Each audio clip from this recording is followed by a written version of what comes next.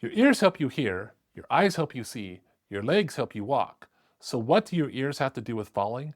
Turns out a lot more than you'd think.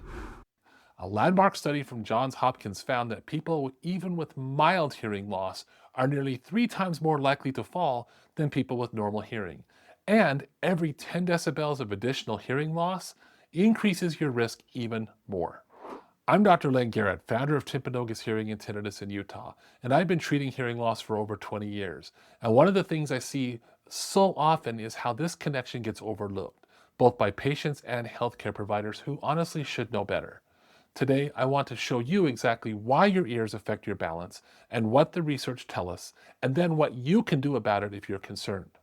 Now, when most people think about falling, they think about muscle weakness or vision problems, medications that can cause dizziness, or tripping hazards around the house.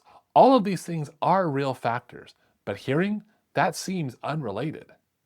I mean, your ears are for hearing sounds, not for keeping you upright, right? That's what makes this research so fascinating. It reveals something about how our brains and bodies work that most people never realize. The connection between hearing and balance isn't immediately obvious until you understand what's actually happening in your inner ear and your brain. And once you see it, it makes perfect sense. What surprised researchers here wasn't that the connection exists, it's just how strong that connection is. We're not talking about a small increase in fall risk. We're talking about doubling or tripling your odds of falling, even from a mild hearing loss. And this matters because falls aren't just minor inconveniences for older adults. Falls are the leading cause of injury-related death for people over the age of 65. They cost more than $50 billion every year in medical expenses, and more than 1 in 3 adults over 65 will fall each and every year. So, if there's a modifiable risk factor we can address, and hearing loss is one of those, that's worth paying attention to. All right, so how does hearing loss actually increase your risk to fall? There are 3 main pathways that researchers have identified. This is probably the most important one to understand. When you have hearing loss, your brain has to work harder to process sound. Even if you don't consciously realize it, you're using cognitive resources, mental energy, to decode what people are saying and to try to make sense of your auditory environment. Think about it like this. Your brain has a limited amount of processing power available at any given moment. And when a large chunk of that processing power is dedicated to trying to figure out what someone said or filtering through muffled sound, there's less available resources for other tasks like maintaining your balance or monitoring your position in space. A 2021 study published in Frontiers in Aging Neuroscience explained this as the cognitive load hypothesis. The brain has to recruit additional cognitive resources, things that are normally used for memory and attention or executive function, just to process degraded auditory input. What I see in our practice is patients who are completely exhausted after social situations, not because they were physically active, but because their brain was working overtime the entire time trying to hear. And that cognitive fatigue affects everything else, including balance and spatial awareness. When your brain is constantly pulling resources to decode sound, it's like trying to balance on one foot while doing mental math. The balance task suffers because you're splitting your attention. The second mechanism here is about how we use sound to understand our environment. We usually don't think about it, but you're constantly using auditory cues to maintain spatial awareness. You can tell when you're in a big room versus when you're in a small room by how the sound echoes. You know when someone's approaching from behind because you hear footsteps. Your sense of where walls and objects are partly by how sound bounces off them. This is called echolocation, and humans do it naturally without even realizing it. A 2024 study examining spatial cognition in adults with hearing loss found that hearing impairment negatively impacted spatial orientation, navigation, and mental rotation abilities. People with hearing loss performed significantly worse on tests that measured their ability to understand and navigate their space. In my clinic, I've had patients describe feeling disoriented in crowded spaces or having trouble judging distances. They thought it was just aging or maybe vertigo, but it turned out that the reduced hearing was limiting the spatial information their brain was receiving. When you lose access to these subtle auditory cues, when sound is muffled or certain sounds are missing, your brain has less information to work with about your environment. You're essentially navigating with one sense partially offline. And the third mechanism involves the inner ear itself. Your inner ear houses 2 systems, the cochlea for hearing, and the vestibular system for balance. These systems share the same space and often share similar pathology. Damage that affects your hearing can also affect your vestibular function and your body's balance system. Even when the standard balance tests look normal, there can be subtle vestibular deficits that wouldn't show up without specialized testing. Research has shown that hearing loss and vestibular dysfunction often occur together as we age. The same processes that damage the delicate hair cells in our cochleas responsible for hearing can damage the structures responsible for detecting head movement and position. And interestingly enough, even when researchers controlled for vestibular functions in their studies, meaning they accounted for measurable balance problems, the association between hearing loss and falls remained significant. So it's not just that people with hearing loss also happen to have balance disorders. The hearing loss itself, through these cognitive load and spatial awareness mechanisms, are contributing to fall risks independently. So what does the actual data tell us about this connection? The landmark study I mentioned earlier was published by Dr. Franklin and his colleagues at Johns Hopkins. They analyzed data from over 2,000 people aged 40 to 69 from the National Health and Nutrition Examination Survey. What they found was fascinating. People with just 25 decibels of hearing loss, that's the difference between normal hearing and mild hearing loss, had nearly 3 times the odds of reporting a fall in the previous year. And every 10 decibels of hearing loss increased fall risk by 140%. That means someone with moderate hearing loss has even higher risk compared to someone with mild hearing loss. That relationship is dose dependent. More hearing loss means more fall risk. Now, that study was published in 2012, and researchers have been building on it since. A comprehensive meta-analysis published in 2024 pulled data from 27 different studies involving more than 5 million participants.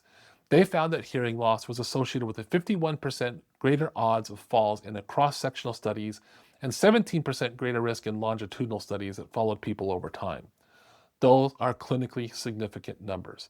This isn't a small effect that shows up in statistics that don't really matter in real life. This is a meaningful increase in your risk of falling. And what about hearing aids? Do they help?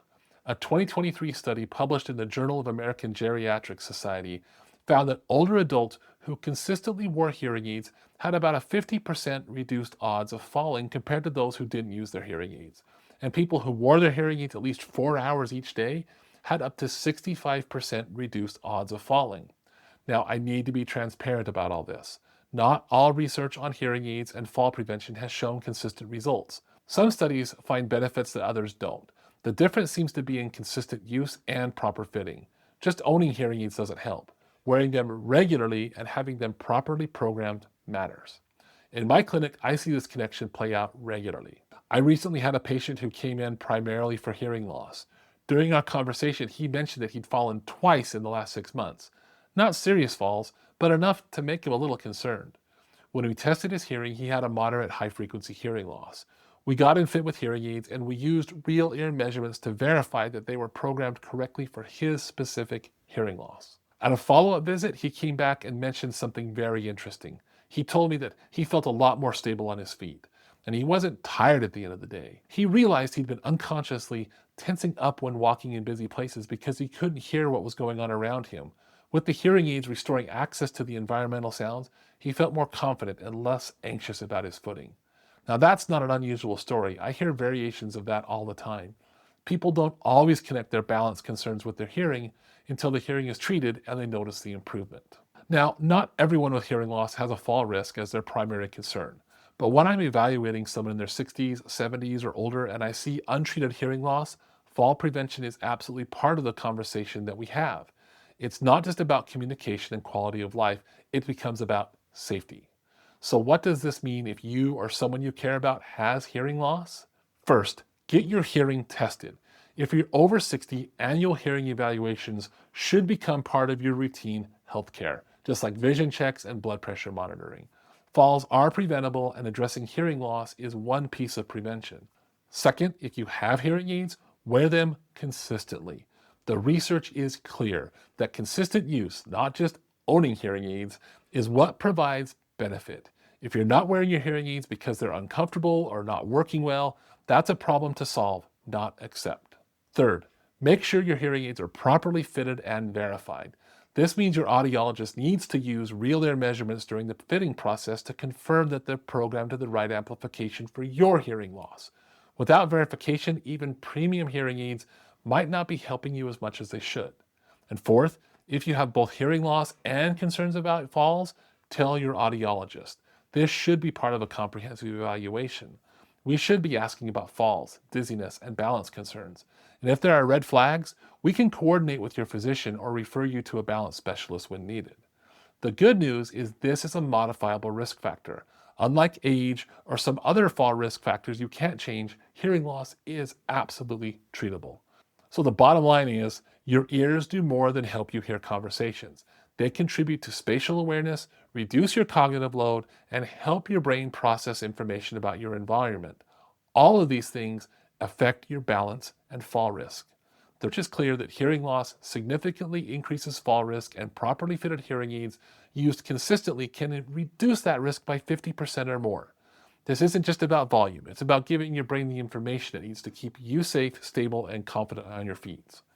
Falls are serious. Hearing loss is treatable. If you're in that overlap, someone with hearing loss who's concerned about staying steady and independent, addressing your hearing should be part of your fall prevention strategy.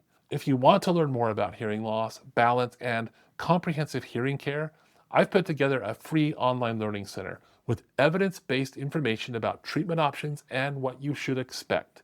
You can find that link in the description below. And if you're here in Northern Utah and want a complete hearing evaluation that includes discussion about falls and comprehensive testing, you can schedule an appointment with us. You can find that link in the description too. Stay safe out there.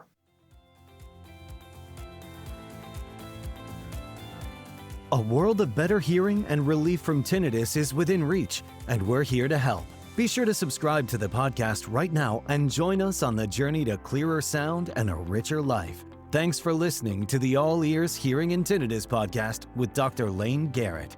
We'll see you next time.